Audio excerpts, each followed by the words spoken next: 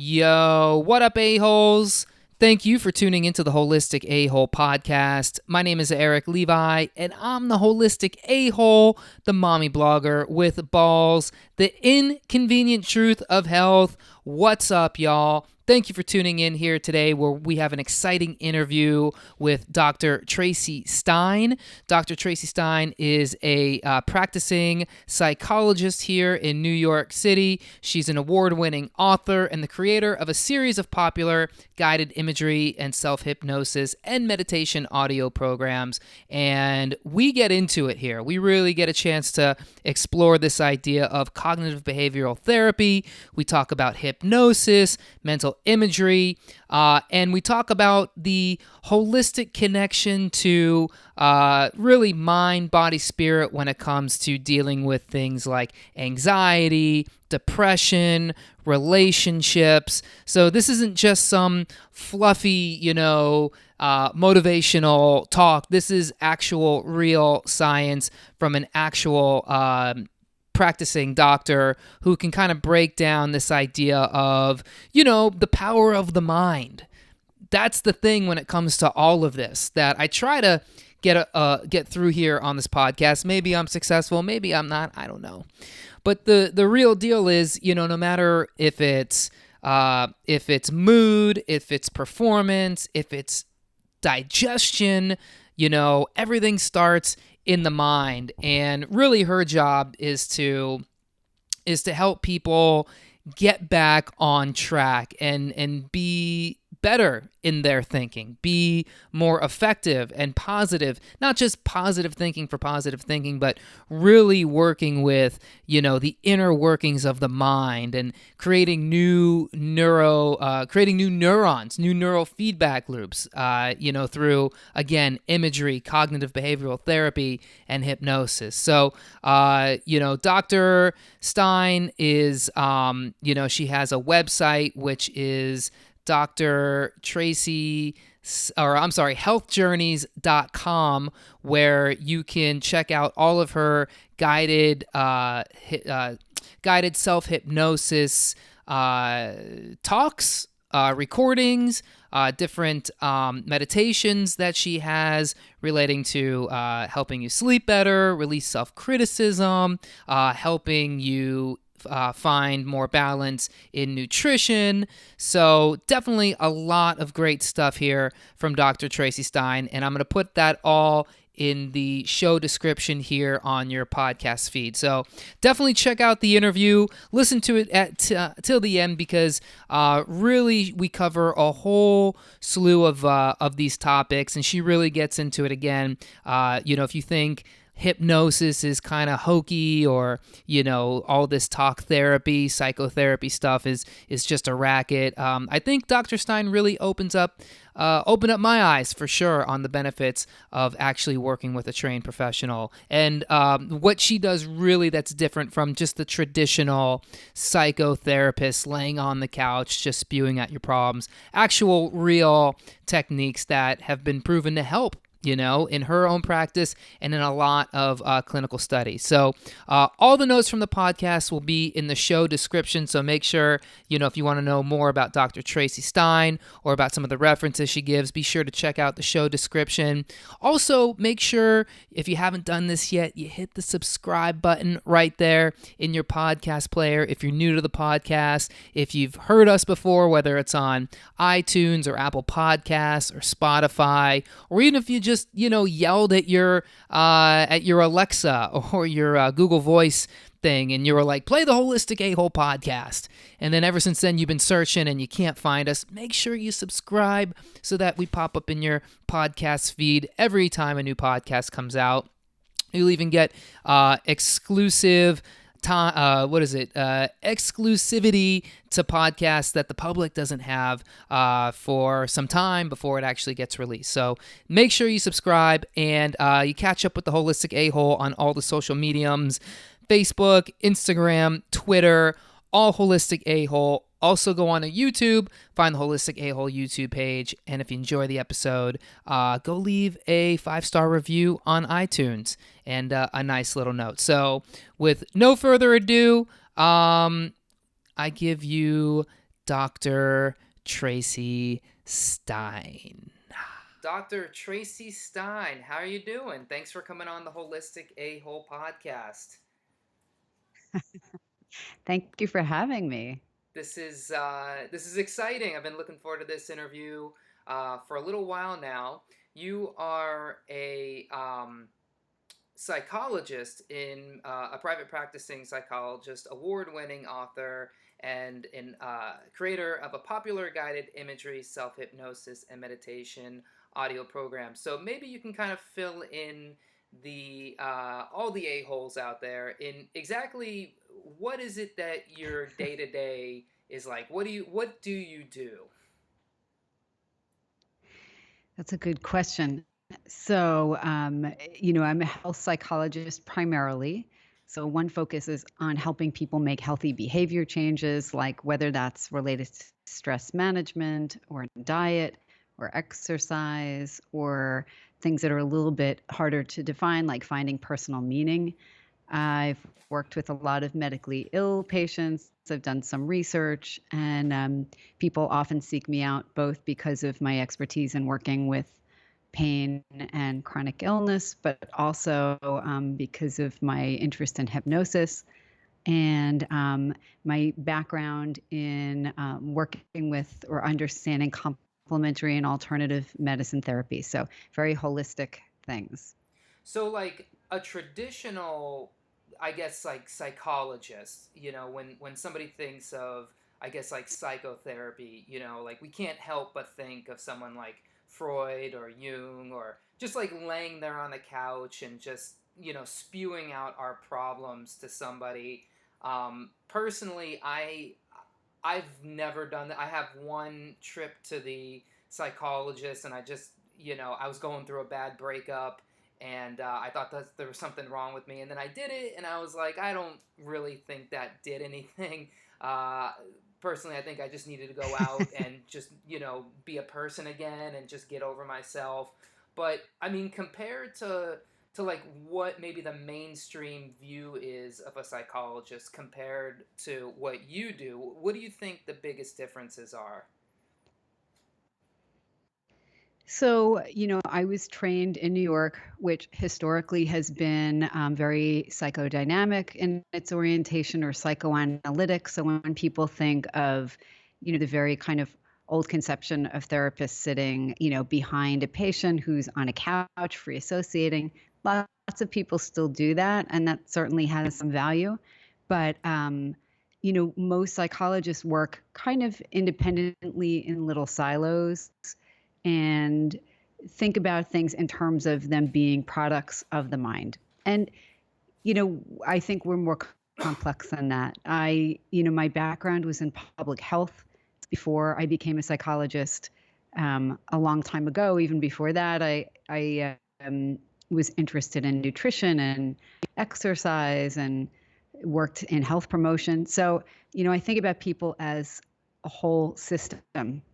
So when something is out of balance, there may be many factors contributing to that, and also many different things we want to attend to help people feel better. So even if something's going on emotionally, it's worth addressing what's going on physically, spiritually, getting people active.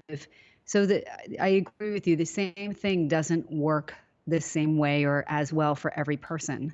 And the same psychotherapy approach doesn't work equally well for everyone either. So I'm probably a little bit more active in terms of being more conversant in the room and you know, will make recommendations for things like exercise or going to see, a nutritionist or, I'm happy to collaborate with people's medical teams. So that those are big differences. So it's almost like if somebody is going through, I guess I don't want to say like a hard time because I feel like that's too simple. But if somebody's going through like a transition, or they're going through, like they lost a job or a divorce, or there's just like an underlying thing going on and they just can't understand why. It's almost like you're like a good starting point versus, we kind of take advice like, oh, you need to exercise more, you need to diet, or you need to just go out and do something new or whatever. And that advice is kind of confusing. It's almost like if somebody goes to you, it's like you're kind of like a good starting point to guide people in a more intentional direction. Does that make sense? Or Yeah, I can be. And, it's funny because the same problem on paper might have different causes or it might have different severity for different people. So somebody might have lost a job or a relationship might have ended. And part of what they need to do is find a way to make meaning of that and get themselves back in the swing of things and get engaged in their lives and understand that, grief sometimes it's just a process we have to go through. But there might be other people who will keep losing jobs or keep losing relationships and not understand why. So that's a very different kind of situation, and the work would be different. Somebody might need social skills, or they might need more basic skills helping them regulate their emotions, or helping them to start and finish things, whether it's healthy behavior change or sticking to a job or staying in school, that sort of thing. So what I think the new wave in psychotherapy is, among other things, is helping people to be more insightful, but also more proactive and more flexible, cognitively flexible, right? So we have to kind of be able to shift gears when necessary. And so people who work like I do, and even more traditional therapists can help with that. do you find nowadays that people are like less patient and are more quick to stop and start things? Like I almost feel like because there is so much access to information, whether it's a podcast or YouTube or the internet, there's always somebody coming out saying like, hey, here's how you could make $1 million. Here's how you can live the life of your dreams. Here's a new opportunity for you. And these things are almost built in my eyes to set up to fail, and that's how they make their money. And the result is you have so many people who just never develop this habit of, I guess, like practice or just sticking to something or going through the hard time and getting to the other side and seeing what's there. So I think you'll always have people who are looking for something to be super quick and easy, and you'll always have people who are looking to sell you something under the guise of it being quick and easy. Um, Certainly, there are some things that work more rapidly for certain people, but I'd be wary of anybody who promises you that they can cure whatever ails you. Um, that said, for people who are highly hypnotically suggestible and who are open to hypnosis, hypnosis can help people make behavior changes or have symptom relief more rapidly. And it can really be used in conjunction with standard psychotherapy. And it can be used for a lot of different things, to help with bodily discomfort, to help with habits that people want to change, to help with emotional challenges that have felt like they haven't really responded to other approaches. And sometimes just the addition of a technique that works for that person can make all the difference. Do you?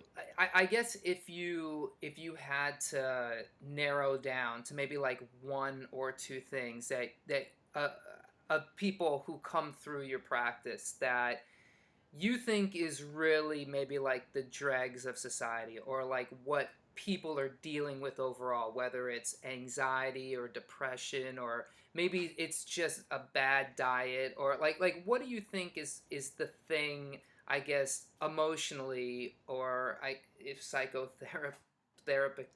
therapeutically, what do you think is like the biggest problem plaguing people who come in and out of your office?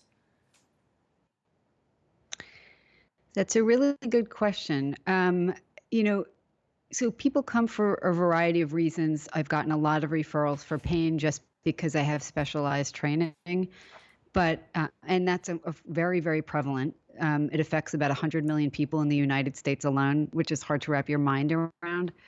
But even in that group, anxiety is a big thing for people. Um, Relationships are a big issue for people. People have a lot of misconceptions about how long they should stay in a relationship, or how responsible they actually can be or need to be in a relationship. And everybody, we know everybody is in relationship in some way, even people who tend to avoid them. So I would say that's probably the most foundational or fundamental thing. People, it's almost like we could artificially split them into two groups. So people who expect everyone else to do the lion's share of the work, and that's a particular type of person, and that creates its own particular types of problems.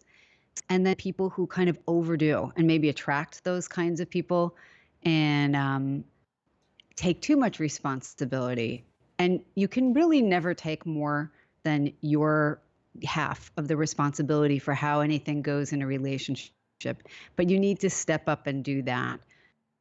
And people who have relationship problems tend to not just have them in romantic relationships. It might be with family members or with healthcare providers or bosses at work or coworkers. So that's probably something that's really common, but not necessarily something people come in for as the thing. So you think you like people would come in and you tend to find that maybe the underlying cause of their problem is their inability to function in a relationship, you think? I mean, that comes up pretty often. So just to give you an example, like you were mentioning, people who lose a job, and we're in an economy that, still has a lot of people who aren't working and who've been looking a long time and have had a hard time finding work. Well, that's an enormous stressor. But when you have a stressor like that, anything else that maybe isn't really working well has a tendency to go even worse. And so somebody has a problem communicating their needs, or doing their fair share of the work at home, or doesn't really understand why things don't work out for them, and doesn't understand that their own behavior or thought patterns contribute to that. You know what I'm saying? You'll see more problems in other areas of their lives, even if there's some specific external thing. And even things like with diet, I mean, this is going to sound a little bit far field from what we were talking about, but I know that you're interested in diet. And I remember when we spoke before, talking about personal responsibility. A lot of times the things we do that appear dysfunctional on the surface they have other um, rationales or other things that make sense on a deeper level, that keep us using these dysfunctional behaviors. So somebody who say, I've worked with actually several people who have more than 100 pounds to lose. And these, people can come in and they've really worked hard, and consciously they've done everything they're supposed to do, and it's really hard to stick with the things that they know will help them feel better. But on a less conscious level, overeating may do a lot of other things for them. And if your unconscious thinks that that's an important tool, it will keep going to that tool. That tool can even be important, believe it or not, in negotiating boundaries in relationships. And most people would say, well, that's ridiculous. That doesn't make sense. But if you feel that there's no other way to help you regulate, feeling angry or insecure or anxious, food can do that pretty quickly.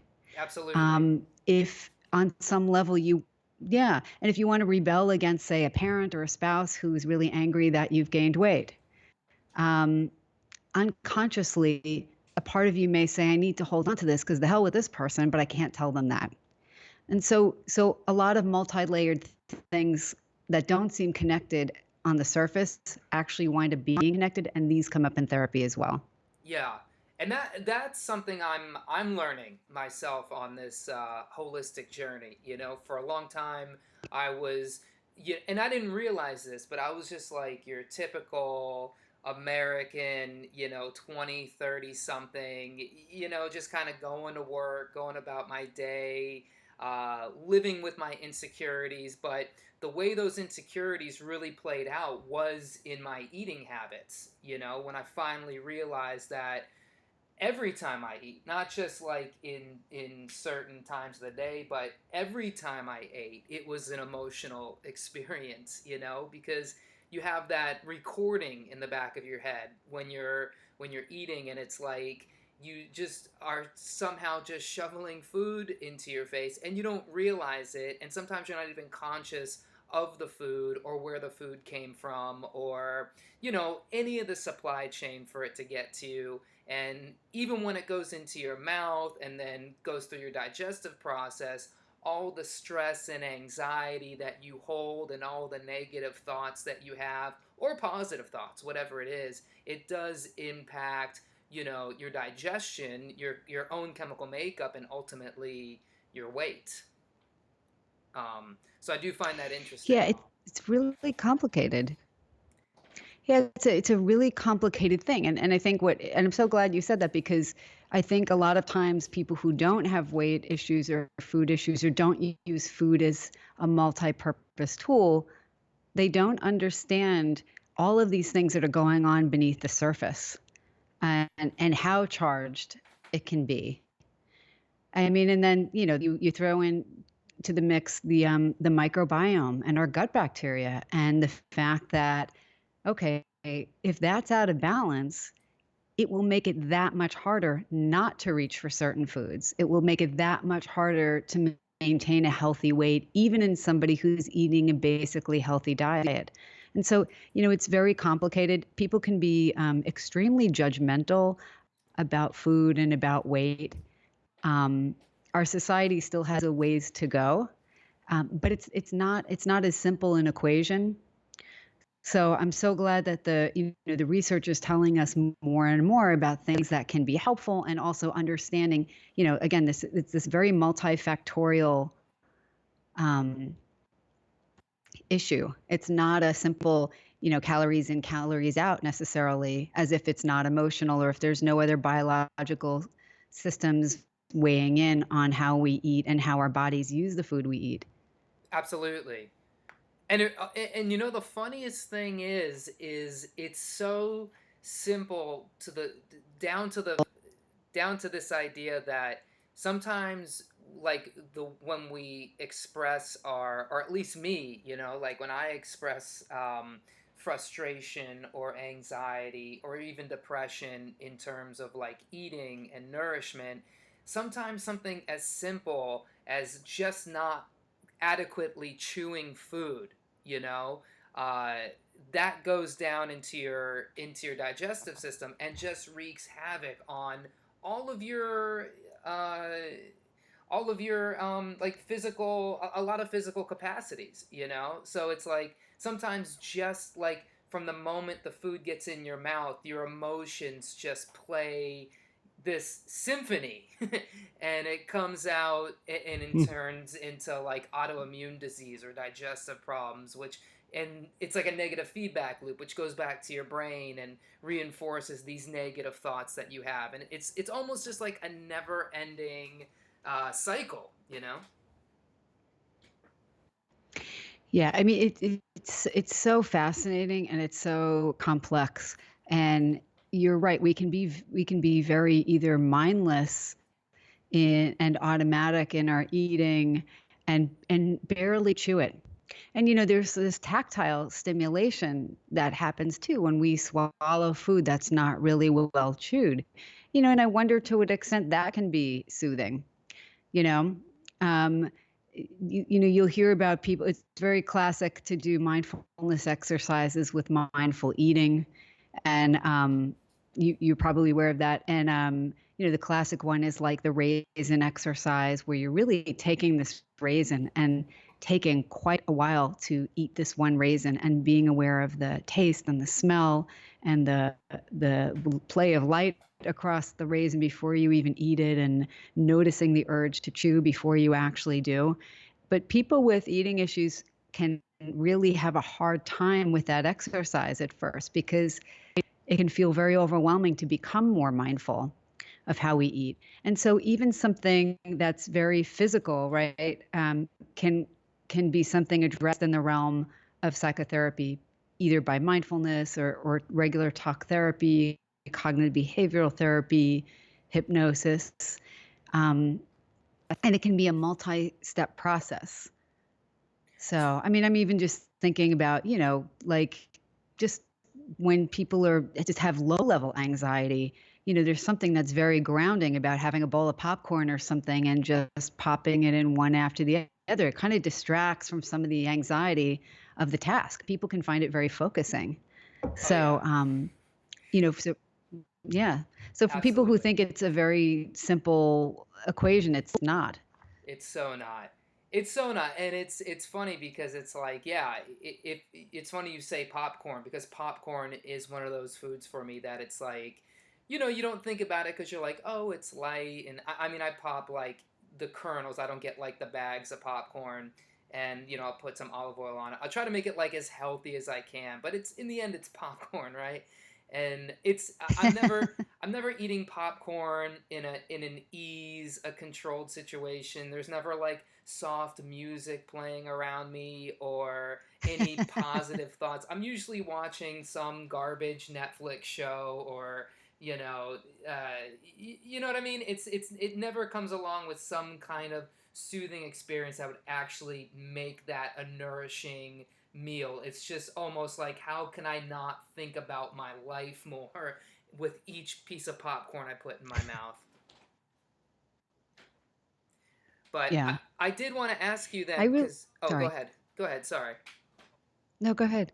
I was just going Yeah, I to, was just thinking that, you know, the multi-pronged approach, it's going to be different for everyone, but there is all this data showing things like, regular rhythmic exercise like jogging or some sort of regular intense exercise. It doesn't have to be so intense that's unbearable, but um, actually changes the brain, changes those frontal areas of the brain in particular. People actually have increased blood flow to that area. They have increased connections among the neurons in those area. And there's some suggestion that people will make new neurons in those frontal areas of the brain. And the reason that that's important is that when we are so emotionally intense or overwrought or distractible, we're not really engaging those attentional areas of the brain in the front of the brain, the executive control areas, in the way that we would like to. That would help us defuse the emotional overload and focus on logical, specific actions and planning and putting things in perspective. So, you know, changing eating habits and being thoughtful, but also getting some of that excess energy out through exercise and changing the brain, and doing other kinds of relaxation training. So there's lots of things people can do. And I think a lot of times they work best together. sure. So is that what you do then with, like, for instance, cognitive behavioral therapy or biofeedback or even hypnosis, where you're actually trying to almost retrain your patient or your client's brain to form those new neurons and those new connections? And do you see that? Yeah. Do you see that actually working with people? Like, people come to you and they're like, this is my naivety, but I almost feel like a new person. Do you kind of see that happening, or is it like people slowly start figuring their own issues out?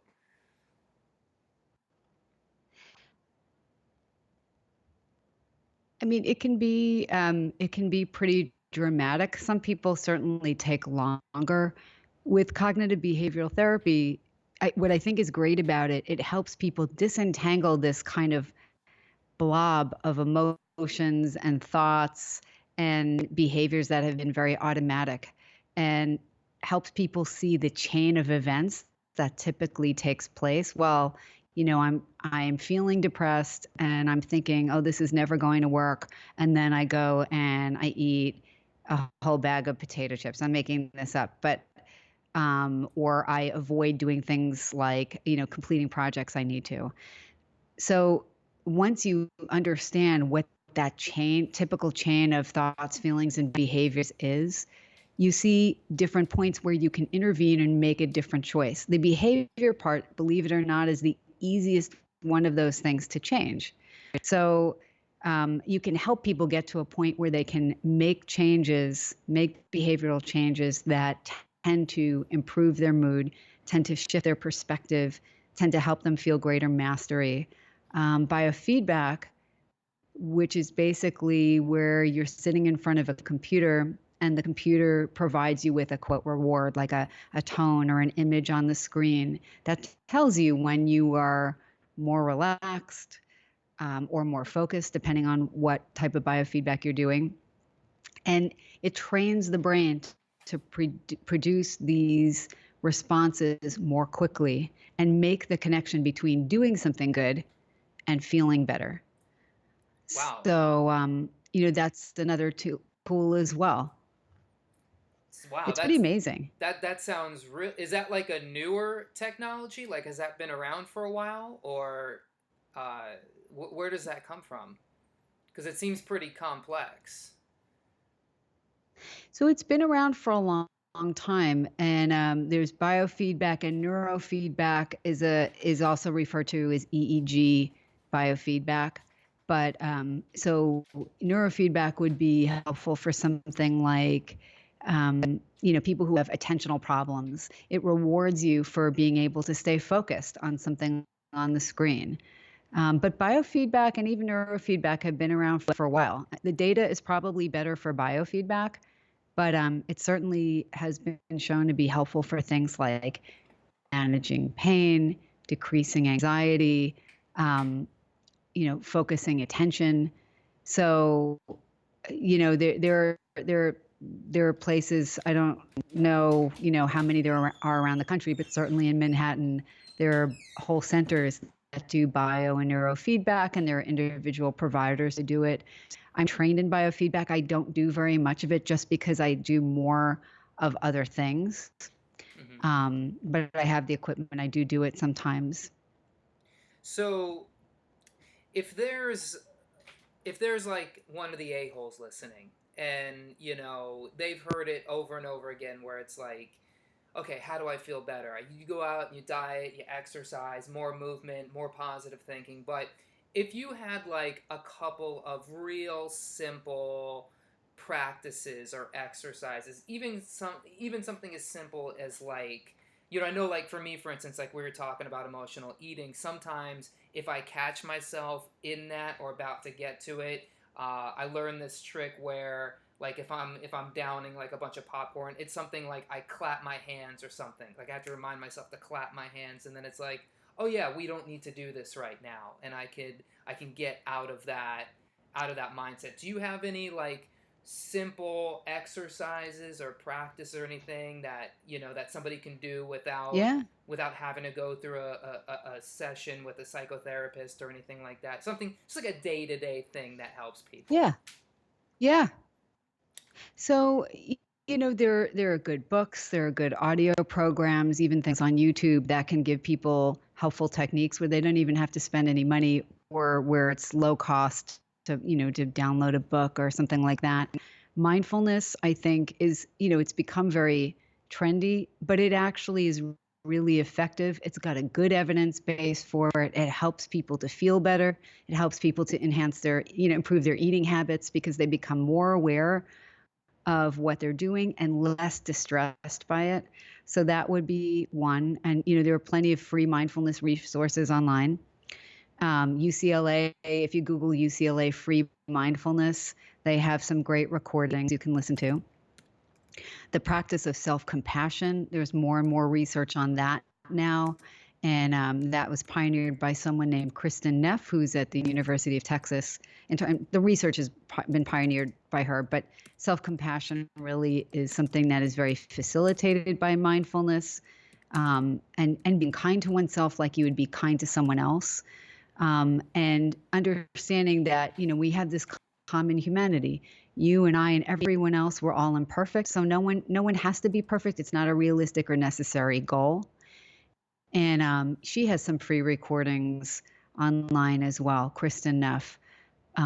But there's data showing that it is in fact helpful. And what I like about the self-compassion work and mindfulness is that we each have this inner critic, and the inner critic tells us all this negative stuff about us in an effort to prevent us from kind of messing up or getting into trouble or having even worse self-esteem. But the problem is that constant inner monologue that's critical actually just generates a lot of the negative emotionality that we're trying to avoid, and that can trigger unhealthy behaviors. So those are two practices. Personally, I listen to hypnosis recordings. I've created a number of them, but people don't have to necessarily listen to mine. There are plenty of them out there. They should listen to samples and see what they like. But we all go in and out of hypnotic states every day, even if we don't think we do, like when we're in that driving trance or we're deeply engrossed in a book or a movie. So it's worth learning how to harness that natural tendency in a way that is helpful and helps us reframe dysfunctional thoughts about ourselves and the world, and helps us make mental shifts and behavioral shifts that can help us feel more relaxed. So those are three things.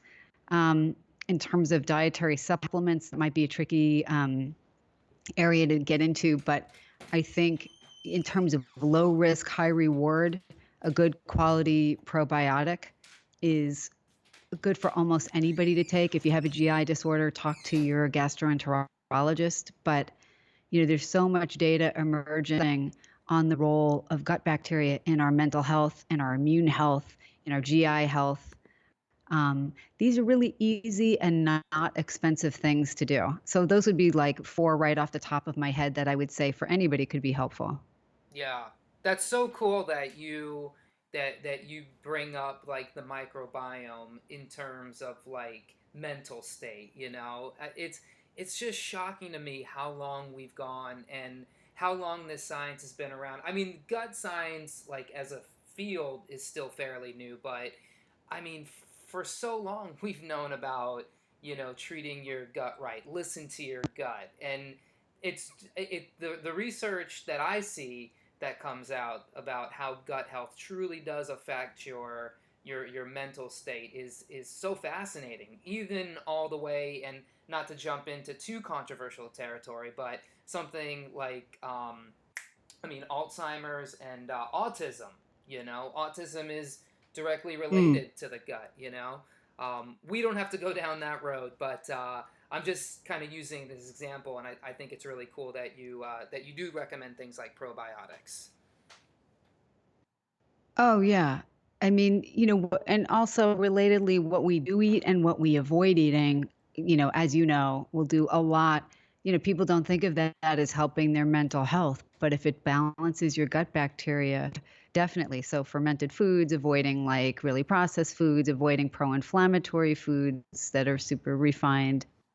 Um, yeah, I mean, Mark Hyman is that New York Times bestselling author, and he's the functional medicine physician, and he has a whole panel of people that there was this autism online summit. And again, I want to be careful that I don't overstep my bounds. But I did listen to the summit, and I thought it was fascinating. All of the other, complementary therapies that people were talking about for autism. And some of these scientists were also parents of autistic children. So, I think we should have an open mind. We should realize that, yes, some of the alternative things out there, complementary things, maybe don't have as much data as we would like. And that, I have this thing where I feel like the personal responsibility thing comes in when we talk about choosing alternatives, because, just like if we see a conventional doctor and we get one recommendation, we might seek out, second and third opinion. At the end of the day, we're the ones who have to make that choice about what we're going to do. So whether it's alternative or conventional or complementary, sometimes there's not going to be one absolutely clear answer. But many of the things that we've talked about today are pretty clear. A healthy diet's good for everybody. Good stress management's good for everybody. Those are low risk, high reward things. For sure. So one last thing I wanted to ask you about here, because it has been a part of my focus for the last, I'd say for most of 2018, is this idea of mental imagery. I know that Sure. you do a lot with that, and I throw some mental imagery into my meditations in the morning, and just digging more into that stuff. It seems like it's a thing that professional athletes use, successful business people use. Musicians. And I was hoping maybe you could just talk a little bit about kind of what mental imagery is, its benefits, and kind of how you use that in your own practice. So mental imagery is, I think, very effective. There's a lot of research actually on guided imagery for a whole range of things. And you're absolutely right. Athletes do use this. Performers can use it to enhance their, their stage performances or musical performances, athletic performances. It has I think, broad applicability. Um, Guided imagery isn't the same as hypnosis, but certainly it features very prominently in a lot of hypnosis work. So I find it very effective. Most people think of imagery as a visual thing, and imagery is really multisensory. Not everyone can imagine things visually very well. Some people are more auditory, some people are more kinesthetic, some people are very multisensory. And for some people, it's just more of a vague kind of sense of knowing or a shift inside of them emotionally. Honestly, it really doesn't matter how somebody experiences imagery. It matters that they allow their minds to shift the imagery or create the imagery in a way that's most helpful for them. So even if they're listening to a recording, that they understand that they can kind of tweak the imagery as they need to. And if they give their unconscious permission, it'll probably do that anyway. But I've used imagery and hypnosis in my practice to help people quit smoking. I was, for anybody who saw I was featured in an Oprah magazine piece 2 Januaries ago on helping one of their editors stop nail biting. I mean, she had a really severe nail biting problem where her nails were bitten like halfway down, and it's kind of amazing what you can do for a pretty good sized subset of the population in terms of using imagery and using hypnotic language and symbol and metaphor and pacing, really partnering with the person to come up with imagery that works for them to make all kinds of changes. Things like, again, driving phobia. I had a person who had tinnitus, the ear ringing, for 10 years and had seen every physician possible, really good people, could not manage the tinnitus. And it was really distressing. It was like taking over her life. And I think after the first session, she was very hypnotically suggestible, but the volume was turned down significantly. And this is somebody who couldn't exercise without blasting music. And after she came back for a few more sessions just to kind of enhance her chances of success and feel like she'd done her part. But she emailed me saying she'd gone for a jog in her neighborhood with no headphones for the first time in a decade. So Wow. for some people, it's an incredibly powerful tool. Yeah, it's definitely. I know for me, it's given me a lot of clarity on things, a lot of confidence that I feel I didn't have, and just to hear that it's a thing that you can use to heal actual physical problems. I mean, that to me just shows just the power that our minds have. Especially when you hear things like placebo effect. It's pretty amazing how powerful the mind is at controlling your day-to-day life. Oh, it really is. I'm just going to tell you a quick thing that one of the kind of funny things that people in the hypnosis world all kind of just know and kind of take for granted is that things like warts, like a wart on your hand. Oftentimes people have warts, they'll have like a wart on their hand removed and it keeps coming back. And actually there's some data, more clinical case studies, but I think there was one trial, one old trial. I don't think that many people are that interested in wart removal, but showing that hypnosis is actually helpful for making warts go away and Wow. keeping them away. So, but there's a powerful mind-body connection there, even though there's a virus that causes warts. So I think we have a lot to learn still about what this can do for us. But yeah, I'm glad it's helpful for you. I really like it too, and I recommend it for anybody who is creative or imaginative or at least open to trying it. It's a low cost or no cost if you do your own imagery intervention that can have real benefits. Absolutely. So I wanted to ask you here, you have a book out, The Everything Guide to Integrative Pain Management, which has actually won some awards. It won the Independent Book Publishers Association Benjamin Franklin Award, and is that Nautilus Book Award? I'm just curious if you can maybe talk a little bit about the book, what it's about, what somebody reading it would get out of it, and maybe who the best person to read it would be. So I think, the best person, the person most likely to want to read it would be somebody struggling with chronic pain that is looking at a more holistic approach. And in the book, I do give an overview of the conventional things that are most likely recommended to people, like drugs, devices, and surgeries, like the pros and cons of those, and where people can get reputable information, but also everything from energy healing to acupuncture to dietary supplements to yoga and music therapy and guided imagery and medical marijuana. So there are overviews about those things as well, some of the pros and cons, and most importantly, where people can go and get more information. But you know, even family members may find something useful in the book because they're interested in a particular therapy. It's a good starting point, even if they're not going to use it for pain. So, yeah, I hope people check it out. Definitely. We'll put links to all the your book and to all of the uh, suggestions here you gave with the videos and the Oprah magazine article. We'll put all that in the podcast description. So if you're interested in following up with more of these recommendations, you'll have the links right there in the podcast description. So one last thing I wanted to ask you here. Thank you so much. Absolutely. And I appreciate you taking the time here to kind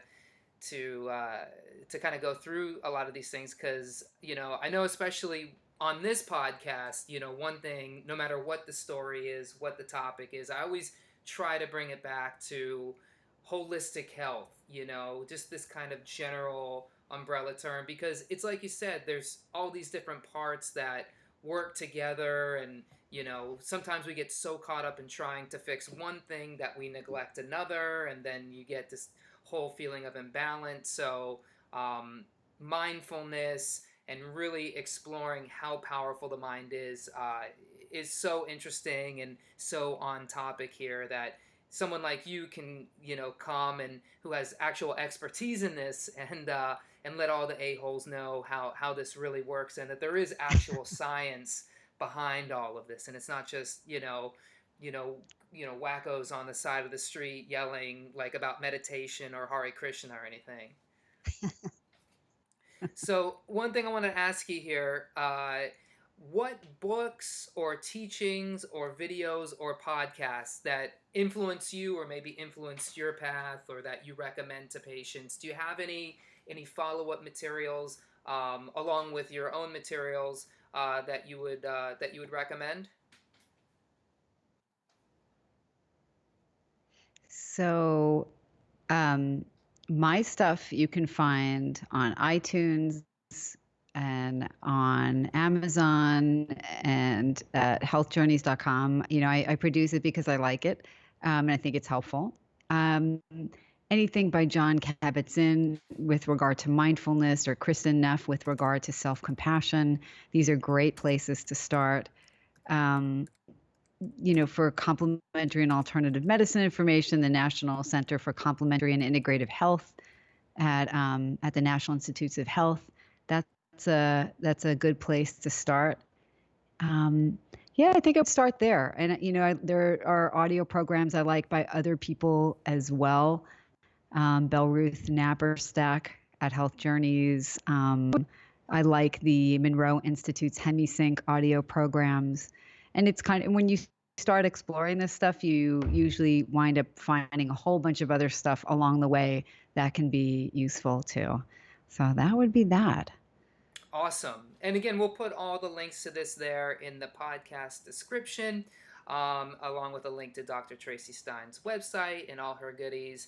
And with that, I think we did it. I think we've come to the end. This has been an absolute delight for me. I've definitely learned a lot. And like I said, mindfulness is everything to me. It really starts with the mind. They say everything from, your attitude, your personality, your depression, your anxiety, your digestion, it all starts in the mind. So, Dr. Traci Stein, you are truly doing the Lord's work, or however you want to put it. But we thank you for your time today, and hope to catch up with you on another podcast.